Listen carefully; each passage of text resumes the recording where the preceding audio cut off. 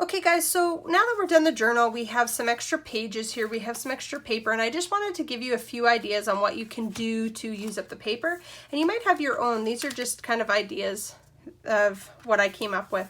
So one of the things you could do for the cards is when you are done with your cards, so when you take all the cards out in a month, then you can use these extra cards and you could just fold it, stamp it, and put it back in there. You could stamp them, all of them, when you're stamping them if you're going to do this, and then you have an extra card for your journaling when you put them in next month, because you will have written on the journal card, and then you can put it, what I do with mine is I put the dates on them, and then I put them in a special box.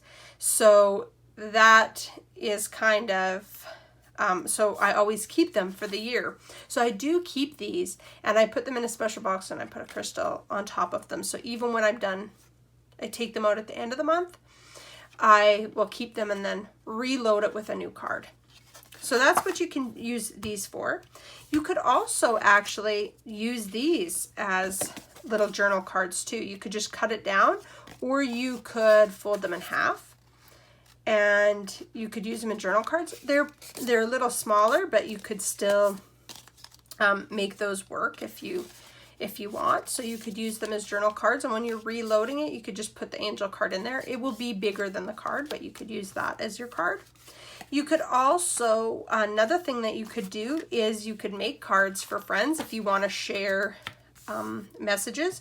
You could take this, you could put on the front, you could stamp it, you could have a nice little saying on there, and then you could put a card in there. You could put an angel card in there with a card.